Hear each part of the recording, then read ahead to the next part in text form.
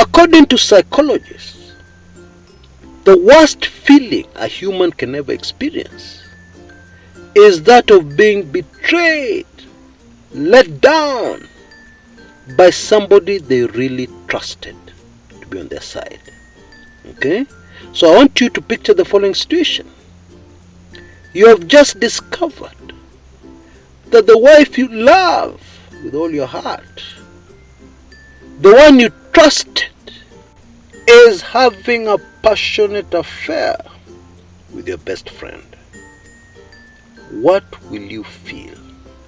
Now, it does not matter what you feel. What really matters at this point is your ability to control your emotions and to think. Because you have children with her, children you love with all your heart.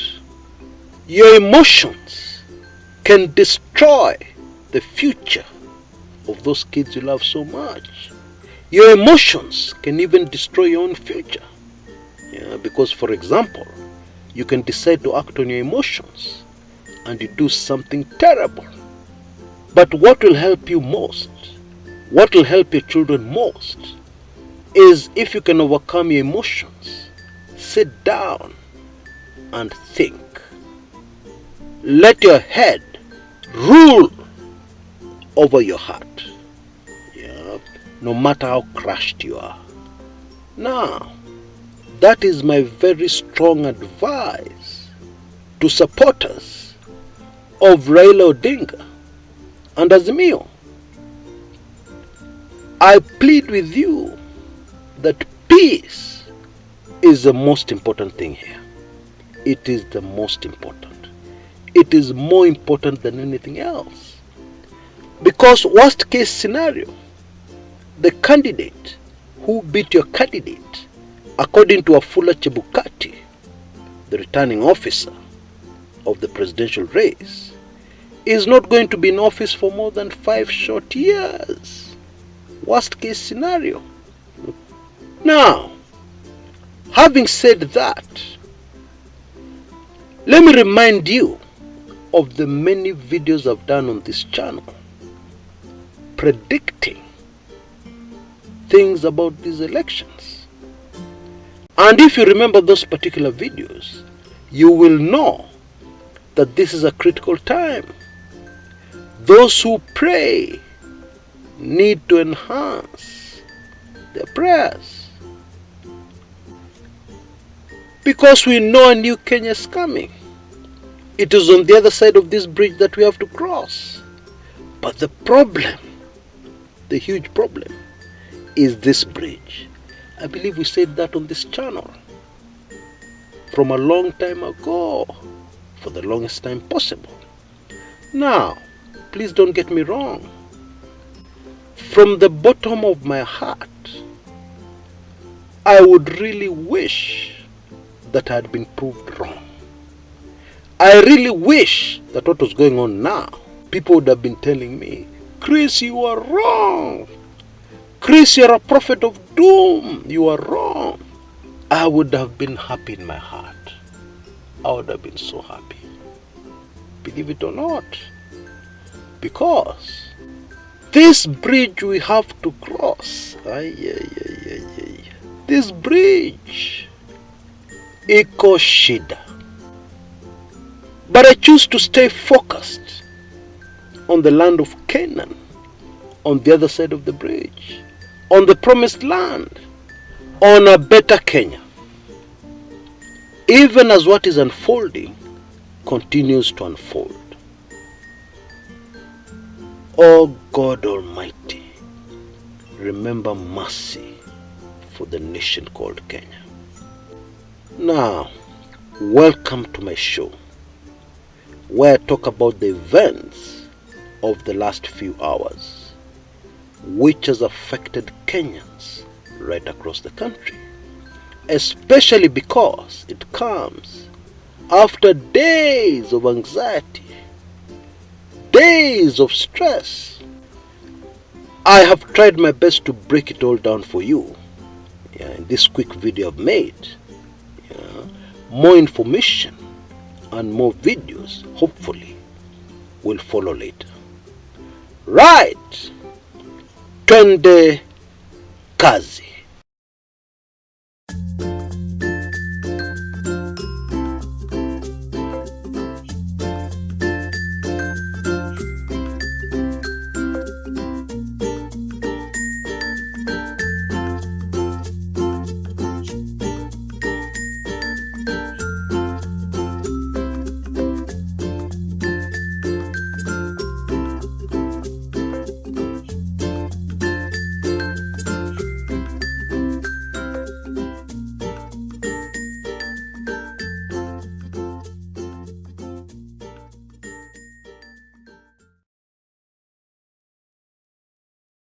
Folks, we are back to the year 2017. The winner of a presidential race has been announced, and there are no celebrations all over the country. Instead, there are real celebrations in only one part of the country. A few moments ago, IEBC Chairman Wafula Chebukati announced that Raila Odinga had gotten 6,942,930 votes, representing only 48.85% of the votes cast, and had therefore been beaten to the presidency by William Samoei Ruto, who garnered 7,176,141 votes, 50.49% of the votes cast. And William Samoei Ruto met all the requirements according to Chebukati, especially the 50+1, because with 50.49%, what it means is that he has 50% of the votes plus one vote, not a percentage, plus one vote, and the 0.49 represents more than one vote. And sadly, this is how elections go in Kenya. A winner is announced and the majority are in mourning.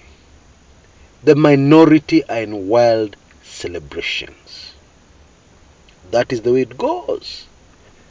That is what happened in 1992, 1997, 2002 was special, 2007, 2013, 2017, and now 2022. It is normal in Kenya, sadly. The chairman of the IEBC, Wafula Chebukati, has fulfilled his constitutional obligation and announced the results. But folks, there's a problem. 4 of the IEBC commissioners distanced themselves from the result. Now, what does that mean? I'm not sure. Because the Constitution demands that for any decisions taken by the IEBC, it must be by a majority vote if there is a disagreement. Okay? Now, what I'm not sure about is whether this applies to the declaration and announcement of the presidential candidate. But even if it does not, that already tells you that we have a problem. A very huge problem. A problem that is unprecedented. We've never had commissioners disagreeing, especially on such a critical matter as the results of a presidential election. It has never happened. And then we've also had the Azimio camp walking out of Bomas. They have disputed the election results.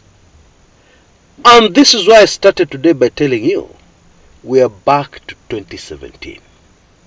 Only that the huge difference is that in 2017, the commissioners all agreed on the results.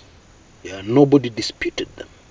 But this time round, majority of the commissioners are saying no. So, what next?